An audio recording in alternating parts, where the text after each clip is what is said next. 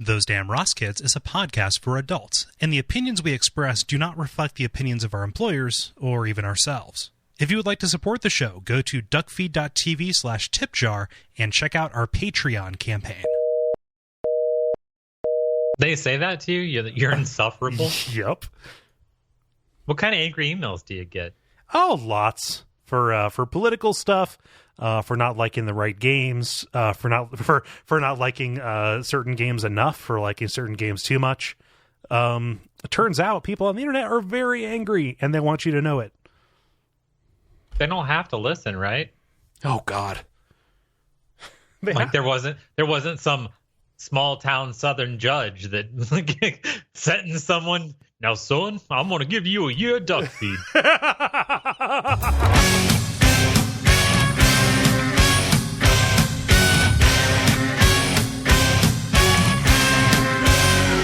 Those Damn Ross Kids, a conversation between brothers, featuring Chris and Cole Ross.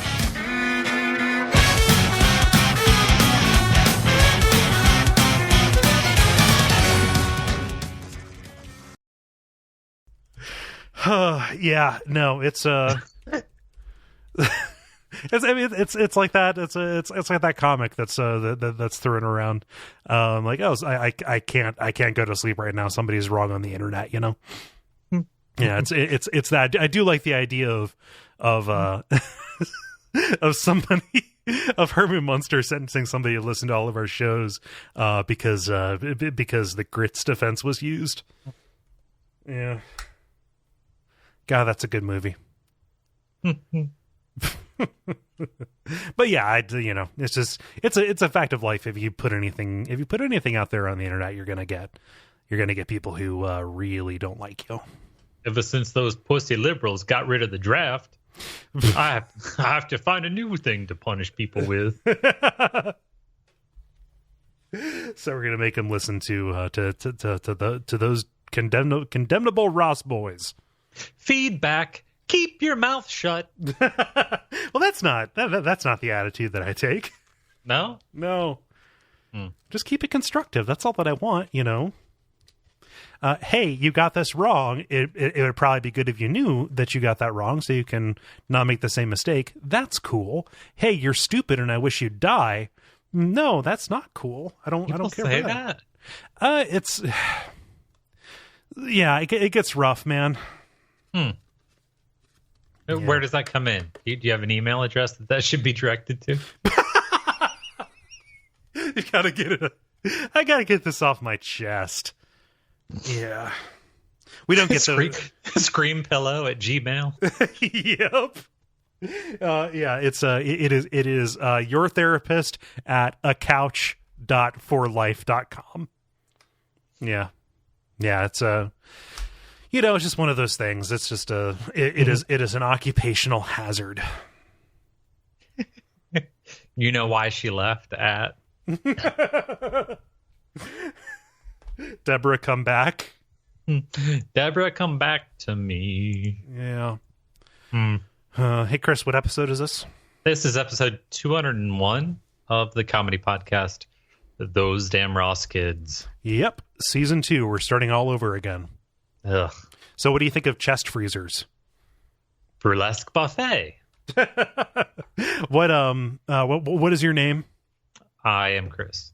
I'm Cole. And we're here to entertain your asses. What you drinking there, buddy? Big gulp. I'm gonna go after this is done. I'm gonna go see a movie, so I'm gonna be drinking a large pop as well. What are you gonna see? I'm gonna go see Logan.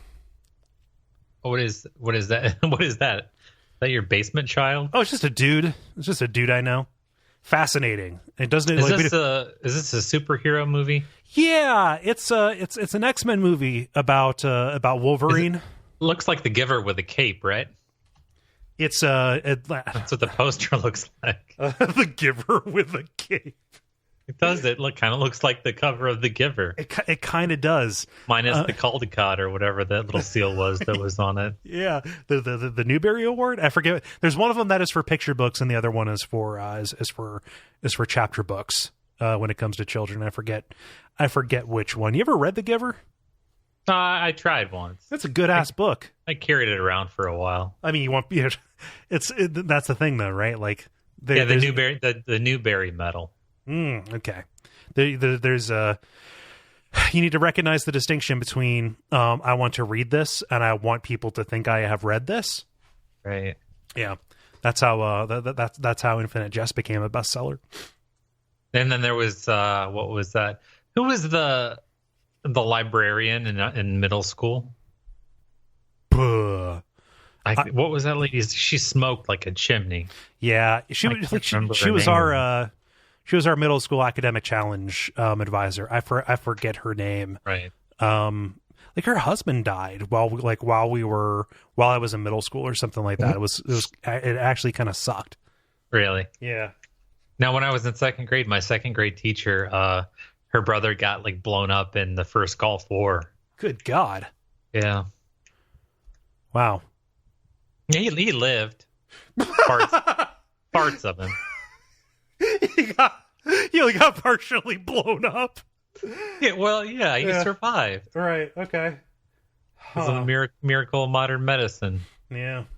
So, just sewed them back together. Yeah. Yeah, using human glue. No. Basically. Yeah. Using office supplies, essentially. I mean, staples are often used in medical contexts. Sorry, I'm working. That's a new character I'm working on, which is medical professional Seinfeld. What's the deal with tongue depressors? I couldn't tell you. Yeah. What I could tell you is the story from my real life. Okay. Yeah. The sooner we get this done, the sooner I can go see Logan. Good. No. Yeah, what's the story from your real life?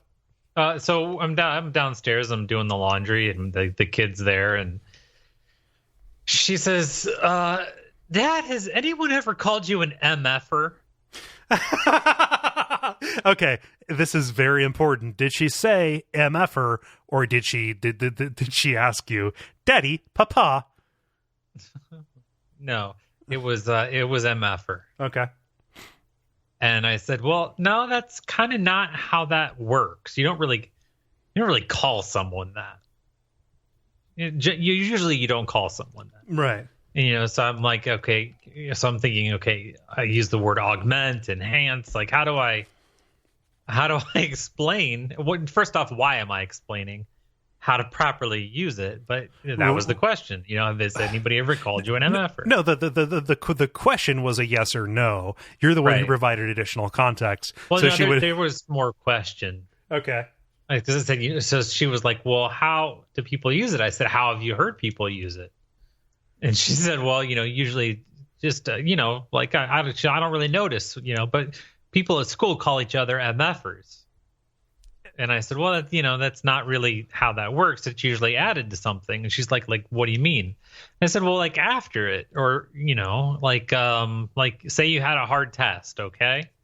And then you were walking out of class and you said to your friend, that test was hard. Or that test was hard as a motherfucker. Right. Right. Yeah, like, oh gosh, that test was a motherfucker. Yeah, exactly, right?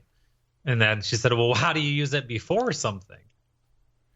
Okay, so say like I stubbed my toe, and then you said, what'd you stub your toe on? And I would say, the motherfucking cabinet. You said this to your child? MFer. I didn't say that. Okay, all right. Okay. She said, wow, cursing is hard. And I said, yeah, it's a motherfucker. Okay, that's when you said it. No, I didn't. Okay. Cursing is hard. No, it's one of those things. This is crazy because that's the first time I've ever heard of somebody explaining the hard and fast rules for the proper application of a swear. Right. Yeah. It's very strange that is just something that we've arrived at as just by a consensus on popular usage. Hey, I like motherfucker as an exclamation. Like, I mean, just something terrible happens to you, you just shout motherfucker, like in pain, Kind of the precursor, like an immediate reaction, as opposed to talking about, stubbing your toe on the motherfucking corner. Like when someone's like waxing your taint.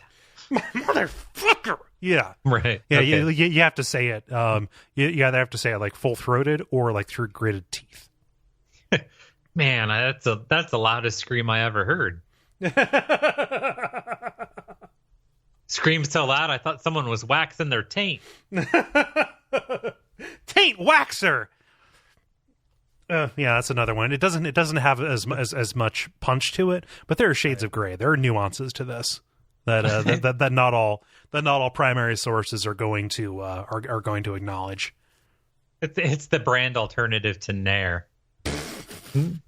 Taint waxer. Taint waxer, because it isn't wax.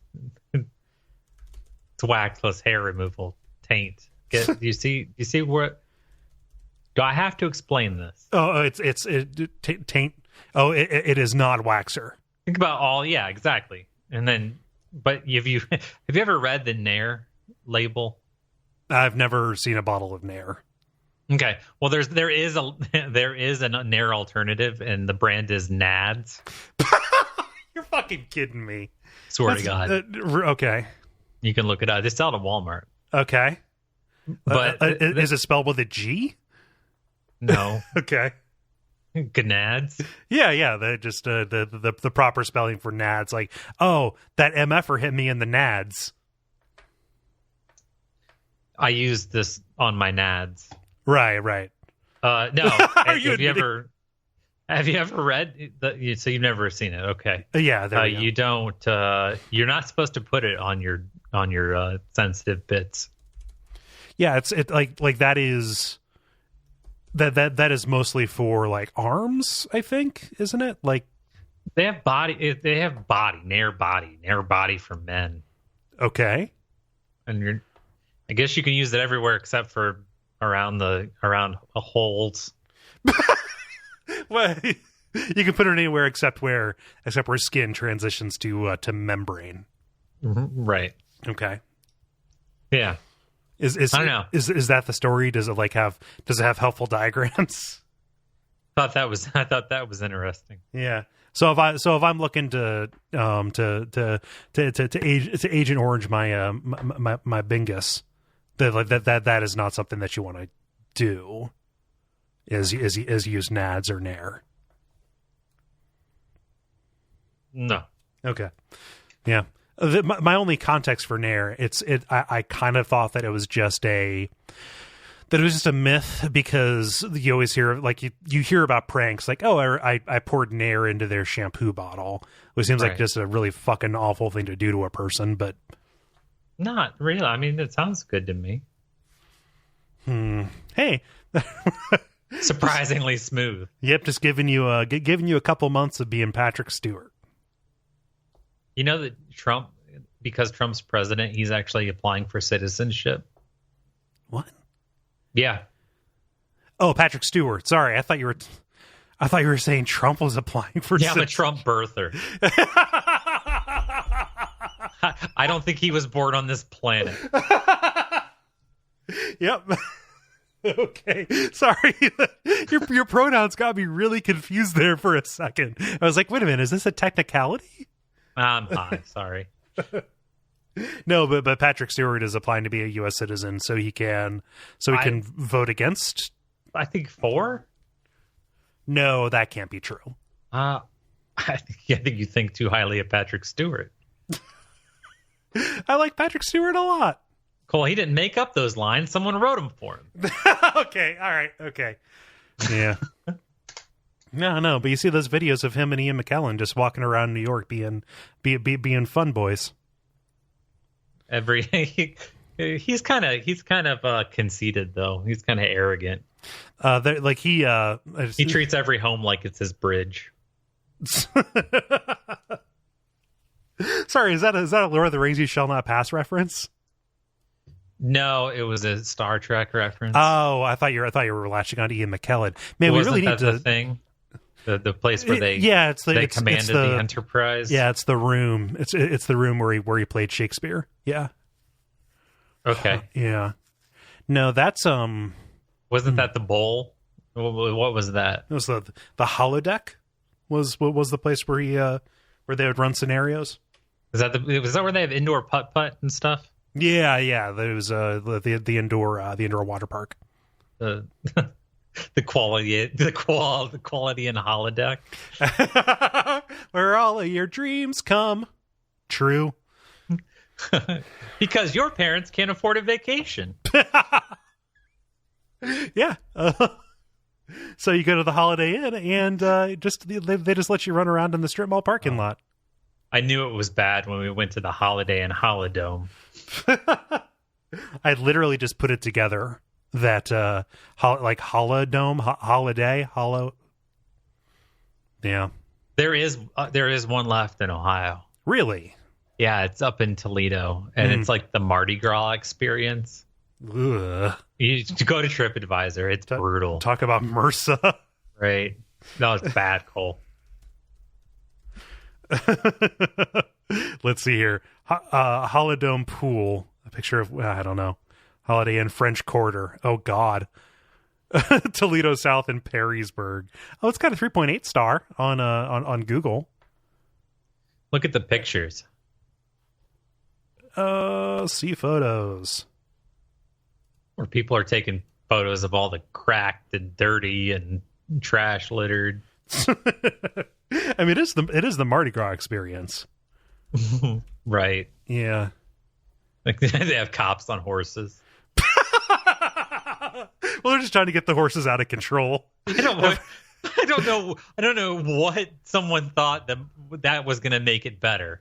Oh, I know how we'll control this crowd. We'll have horses. Yeah, we'll introduce horses into the equation. We'll throw easily startled animals into the mix. Yeah, horses make every situation better.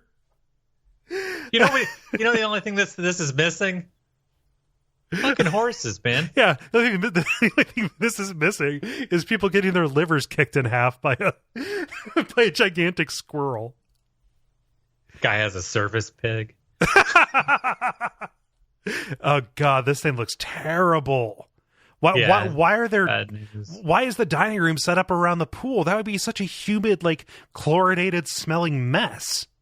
Well, the pool is the center of the hotel. It's the showpiece. Right. That is still a bad idea.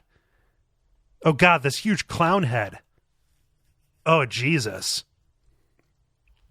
Yeah, I'm gonna need to include a link to this picture of the recreational facility. because I guess above like the cabana bar, I don't know what this is. There is a gigantic kind of plaster clown or jester head that is looking down across the entire like field of cafe chairs. Oh, and here in the foreground, there's a foosball table. How like were you looking at like places to stay for when you and the kid go up to a museum, or how did you come across this? Yeah, I just looking for places to go. Yeah. For a weekend trip getaway. Right. I've got to. Yeah, so didn't go there. And there's one down by you actually too. That's the one we went to, right? No. Not Cocoa Key. It's I think it's a Holiday Inn. No, I'm talking about like way back when we did that vacation. The one that kind of brought this up. Like, oh, you knew we were in hard times when we went to the Holidome as our vacation. I thought that was down closer to here. By which I mean Cincinnati as opposed to Mansfield. No. I think it was. I don't know where it was. I know that before I went to boot camp, I stayed at a Holidome. Like on the way? Like you stayed in the hotel the night before. Oh. And everybody does their debauchery, and then you leave. Yeah. They call it a blanket party. No, I don't think you know what that is.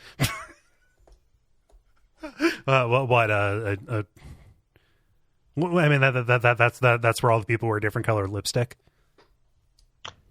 No, that is not what that's called. That's where they pour all the pills into the bowl, right? And You grab one out? Okay. Nope. It's when you're in Bed Bath & Beyond shopping for a duvet, and Ermy walks up and asks if there's anything he can do to help. Not gonna lie, are you finding everything okay? It's been a rough couple of years. You twinkle-toed communist cocksucker. Jeez, okay, I'll go with 100% cotton. So judgmental. Who knew that Ermy would be so judgmental? Your parents should have used this waterproof mattress pad. Why? Because the best part of him trickled down? Ran down the crack of your mama's ass and ended up as a brown stain on the mattress. Yep. I think you've been cheated. Yeah. Hey, if you do that like Seinfeld, I think you've been cheated. I think you've been cheated. Yeah. So this is medical professional, boot camp drill instructor Seinfeld. What's the deal with it? What's the deal with this brown stain on the mattress? Where'd the best part of you go? How'd this golf ball get sucked through a garden hose? I don't know. Looks to me like there are only two things in Texas. Why are the steers with the queers? Oh, man. The first half of that movie is really good. Yeah, that's good. I like Joker. Vincent D'Onofrio. Yeah, he takes himself pretty seriously. You see interviews. Yeah, he's pretty... He likes him. He likes him. He likes his craft. No self-esteem problems there. No. Yeah, has some very firmly stated opinions about taking some water and putting some sugar in it. Yeah, he does. I just watched an interview with him. Oh yeah. Yeah, the other day, it was like, I don't know. I think it was actually like the making of Full Metal Jacket, and he was talking about it like, I don't know.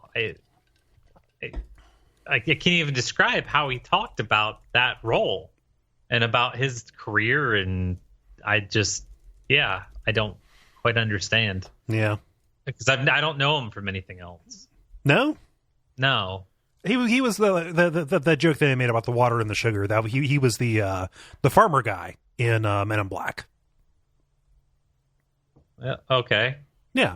So you've seen him in something else, right? I guess, but I don't know him from it. Right. Yeah, but I can see that. I mean, in that interview, it kind of seemed like he had an alien inside of him. Like his face, at any moment, his face panel would drop down. Yeah. Can I tell you a story? Sure. About two brothers like you and me. Okay. One's 21, one's 24. We were that age once, right? Not at the same time. No, but I'm saying, separated. Yeah. By years. We have both been those ages. But you and I have never smoked pot and taken mushrooms at the same time, right? No. And we were never in Philadelphia. Were we? No. Together, me and you? Okay. No. So cops are called, and the two brothers are wandering around an apartment complex, and they're both naked. One witness to the event told the cops, she says that it began when she emerged from her apartment to see the brothers yelling and lying completely naked on top of each other on the sidewalk. The woman says one of the brothers then chased her and clocked her in the face. Jesus. The second witness, the apartment complex manager, says she spotted the brothers passionately making out in front of a dumpster. Passionately. Okay, I was going to joke about this being a McPoyle situation. Continue. Right. They're passionately making out in front of a dumpster. And that's when one of the brothers noticed her and came after her. Jesus. She locked herself in her car while he screamed he was going to kill her. The brothers then jumped and banged on cars, and then resisted arrest. Ended up being tased. I don't know. It sounds like these guys have it figured out. One of the witnesses said it was something beyond just being drunk or high. Not a good batch of whatever they got. The brothers pled not guilty to 17 charges, including disorderly conduct, obscene performance, and incest. Wait a minute. Because, okay, any good lawyer would be able to get them off on a First Amendment defense. Right. Yeah. I think there's an alternative sentence here. Hey, hi. I was so happy to have you as listeners, these two awesome brothers. Right. Yeah.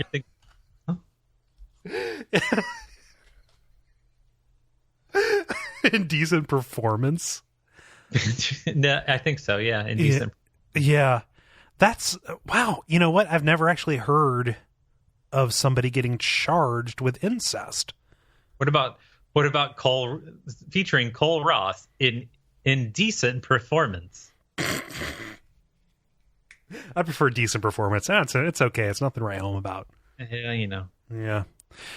Huh. No, I just I've never heard of incest as its own charge. Like I know it's taboo, and I know that there definitely are there definitely are laws on the books about it, but it's usually put on top of something related to like sexual assault or unfortunately rape, things like that. Not making light of it. When I don't think about that term being applied to what appears to be two fully grown consenting men. Whacked out on weed and mushrooms. That doesn't sound like weed and mushroom behavior. No, it sounds like K2 or something. Yeah, some bath salts. Yeah, some kind of synthetic head shop concoction. I made this in my trunk. Yeah. Huh. No, that's PCP behavior is what that sounds like to me. Oh, did you watch the cricket episode of It's Always Sunny? There's several of them.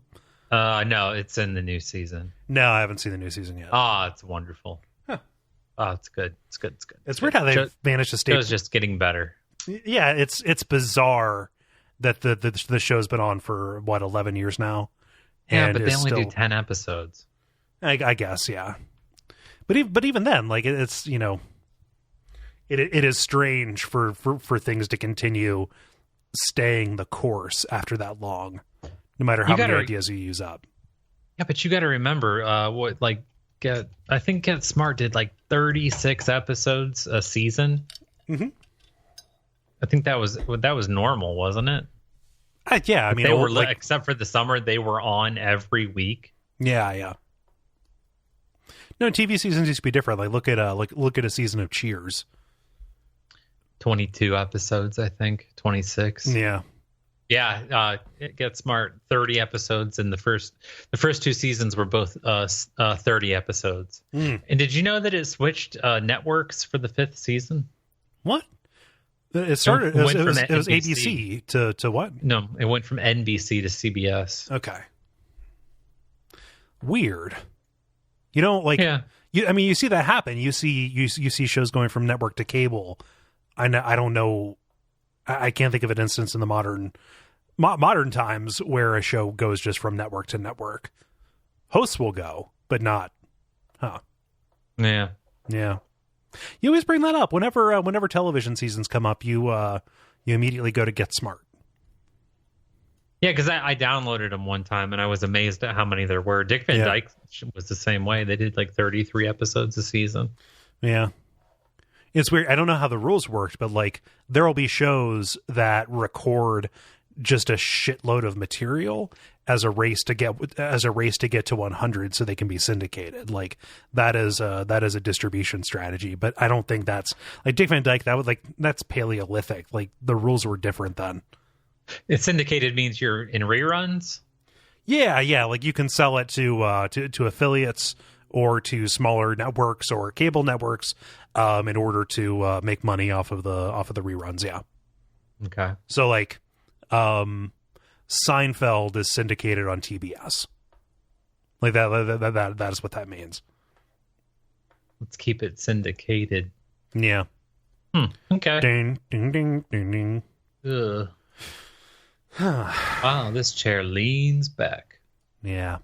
Since we're talking about crime, I've got another one here for you. Apparently, the best way to stop yourself from being carjacked is to drive stick. This actually happened up in Cleveland, Ohio, as opposed to any of those other Clevelands people might know, where an 18-year-old, walks up to a car, pulls out a gun, is like, "Hey, I'm taking over your car." Okay, well, fine, that's not worth my life, whatever. So the guy, the driver, gives over. Oh gosh, it was actually two carjackers. It gives over control, but it's a manual transmission car. It's a stick shift, and the young young carjackers never learn stick, just like a lot of people never learn stick. And the real comedy here is that instead of just taking the car, abandoning or fleeing the scene, what they did was, at gunpoint, demand the driver coach them at how to drive stick. What you've said just sounds like a recipe to get kidnapped. This is Uber now, motherfucker. Involuntary Uber? Yeah. And incest. I've never taken an Uber. No? No. It's it is convenient. I have taken an Uber when I've gone to a place where I knew there was going to be drinking. And whenever we go do like a live show, either in Portland or we did this also in Austin, just you Uber around when you can't drive. It's you Uber around. Okay, keep going. No, it's. What's the cost? What's that? What's something like that cost? For an example, like for both Uber and Lyft, like when I've here in Cincinnati, when I've had to go from like downtown, like down by the brew pub or whatever, to where I live, Oakley, which is about 10 miles up the road from there, it's about like $20. Really? Yeah, that seems like a lot. I mean, it's comparable. Doesn't it? It's a little bit less than a cab ride. Is it really? Yeah. I haven't really taken a cab ride. Yeah. It's been a long time. I took one in Vegas. Oh shit! I've said too much. Yeah, the statute isn't up on that. No, it's like to get around. Yeah, you're looking at for like a 15 20 minute ride. You're looking at about $20. They think about like $1 a minute. But again, it's convenient. Like you're paying for the ability to pull out your phone and have a human show up, and you're also paying for the massive, just harassment that happens at that company because apparently it is a den of monsters. Yeah, no, they have definite drape culture. Yeah, it's a little much. But yeah, involuntary or not, the best way to stop your car from getting stolen is to drive stick. but then it turns into a person theft. So yeah, that's the way it seems to be. Yeah. Speaking of horrible work environments and Uber, okay, there is a study out that says you really can sleep your way to the top. Okay. Yeah. Turns out sex is good for you. Science tells us so. for the science tells us so. Yeah. Okay. Set a song. What, Jesus loves me, this I know, for the Bible tells me so. Yeah. Right. Yeah. Oh, yeah. Remind me to talk about things that they make kids chant. Okay, we'll put a pin in that. Put a pin in that. Okay. Oregon State University is reporting that making more intentional effort to have a healthy sex life is an actual issue of human sustainability, and as would of course follow a potential career advantage. Oh, is this about companies that are like setting up fuck rooms?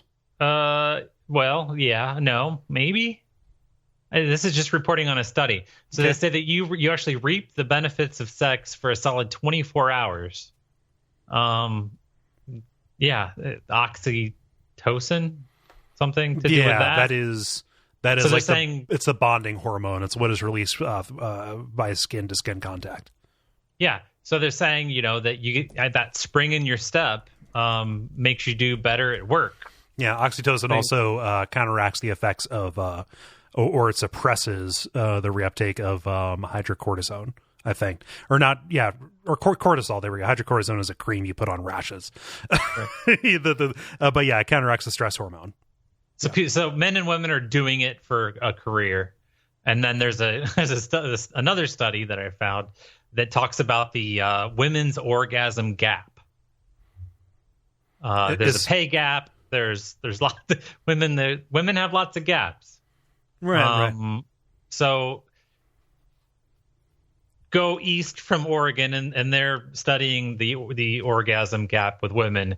They found that 95% of men usually to always orgasm when sexually intimate, compared to 65% of women. Weird. Yeah, that's strangely close to the pay gap. You see, the study, which is also a one-man show, is titled "Differences in Orgasm Frequency Among Gay, Lesbian, Bisexual, and Heterosexual Men and Women in a U.S. National Sample." We're almost out of words. What do you mean we're almost out of words? It's just a long title. Yeah, okay. I have used every key on the keyboard. Pay me now. The quick brown fox. It's a large study, more than 50,000 people. They found that 89% of gay men usually to always orgasm when intimate. So straight dudes, 95%, they're getting their rocks. So they're getting theirs. Right. What was it? The Juice Daddy going to get his? Yeah. Yeah. And Lowry don't wear a robe. Yeah, I curate these bitches. So yeah, 89% of men they're getting theirs. Bisexual men 88%, lesbians 86%, bisexual 66%. Weird. So men are just, it doesn't matter. You rub against anything. Yeah. Unless you're confused. Nope, only bisexual women 66%. Right. That's strange. Yeah. They're suggesting 3 techniques. Which is actually just 3 words. Do it correctly. Just do it good. Yeah. So they say deep kissing, genital stimulation, and lots of oral is going to make that happen. Okay. So it's a study that just kind of tells you what you already probably knew. Does it come with an IKEA-like diagram? Because it's like one of those pencil drawings that looks like they're melting. You know what I'm talking about? Yeah. I don't know. Tab A into slot B. Yeah, those prints that look like they're all yellowed at the thrift store. And screw. Yeah, I'm happy that these people are here to tell me that genital stimulation is the key to orgasm. Right. Yeah, never would have figured that out. That's weird. I thought it was using a spoon catapult to launch cream corn at them. I was drastically misinformed. I have a lot of calls to make. I have a lot of very, very apologetic calls to make. I'm bad at this. Yeah. Now, the thing that I asked you about the fuck rooms was because I had heard about like different companies that were actually providing spaces for people to have sex. And I think it operates on the same principle that, a happy worker is a productive worker kind of thing. But I don't have like actual citations. You can't put the snacks too close to the fuck room. Yeah, because otherwise there's going to be just almond skins all over the place. You told me to ask you about things kids chant. Oh, I was at a meeting the other day because of my occupation where they started the meeting with the Pledge of Allegiance. Oh, Jesus. Right. And it made me angry. Yeah, it's a little much, isn't it? It's too much. I don't get it. I pledge allegiance to the flag. I promise. Nobody wants to do it. No. The people want to make other people do it. I don't get it. And everybody, but look, now we bow our heads in prayer. Yeah. Our fatherly heaven. Yeah, our fatherly heaven. I make toast with bread. Is that it? Like what? Give us this day our daily toast? Yeah. Is that what it is? Yeah, daily toast. Huh. Yeah, with a little bit of jam on it. What is it? Is it the daily? That's that magazine they give you at church, right? The little book, the daily toast. Yeah, it's what Grandma has by the toilet. Instead of saying I'm going to church, I'm going to say I'm going to get some bread. Yep, I'm going. I'm going to get me a little piece of Savior. Right. Yeah. This is the body. I don't get it. Yeah. No, I don't. Why do they make people chant things like that? I mean, so reminds me like Hitler Youth or something. Well, I mean, like that's literally. Oh gosh, I forget the name of the salute, but you can find pictures. It's the Bellamy salute. You can find pictures of American children doing what appears to be like a Heil Hitler kind of gesture, holding their arms straight out up toward the American flag. It's pretty upsetting. But no, like before that had the Nazi connotations, like that's what people would do when they were saluting the flag, is hold their arms straight up toward it. So you can see you can see pictures of these kids doing it while they're saying it. I don't know the exact history of the Pledge of Allegiance, but I know that Under God was added specifically during the Cold War to kind of counteract the aggressive atheism of Soviet Russia. It's kind of like, oh, that is a differentiator. We're going to make our kids pledge allegiance to our country and to God, so they don't turn into one of those horrible godless Reds. Okay. But it's like, you memorize it, but I never, like, at the age at which you have kids, stand up in an assembly, like in a classroom, you don't understand what you're saying. No. Like, okay, so you have a child who's in school. Do they do the pledge every morning? I don't think so. Ask her. I'd be very curious, because that is something that we did even up through high school, was we had the pledge. Everybody got up. Okay, I got you. Before Channel 1. Yep. Yeah, before Channel 1 came on, and before Anderson Cooper and Lisa Ling. They were on there. Did you know that? I totally forgot that Anderson Cooper was on Channel 1. And Lisa Ling. Huh. Where is she now? I don't know. I think she got, her sister was imprisoned in North Korea. Oh, really? Is that the one who Bill Clinton went and got out? Him and Jesse Jackson got on the fuck plane and went over there. And... Yep, the fuck plane with the rotating bed. Right. Yeah. The one they use for Austin Powers. Right. Yeah, Channel 1. So yeah, if no one knows what Channel 1 was, it was maybe like a 10-minute maybe news broadcast that was made specifically for starting the day at school. Right. So think like MTV production values, like with or like Nickelodeon Kids News production values. Both kids and news are pluralized with Z's in this instance. And like they would come on and say like, hey, here's what's going on, or here's like a little thing. It was made to be played in homerooms. I remember we had to stop, like we stopped doing it either because it got too expensive and it's kind of like, oh, like we're not going to do this anymore, or because there was controversy because they were doing like product placement in these things. They were doing sponsorship. Right. And that is sketchy as hell to use a mandatory kids school program to sell, acne, to sell Clearasil or whatever. But it was a weird mix, like because it was short. So they did like a piece at the beginning. So it was like, they found 23 of the 50 bodies that Timothy McVeigh blew up in the daycare at the ground level of the Mirror Federal Building in Oklahoma City. And then it would go to an ad for Crystal Clear Pepsi. And then the next thing they'd come back and Anderson Cooper's got a hat on backwards with a chair turned around telling you about chlamydia.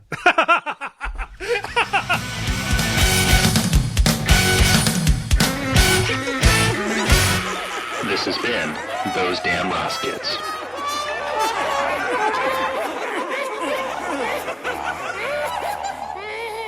Oh, man. Hey, Chris, do you want me to tell them what they can do? I wish you would. Okay.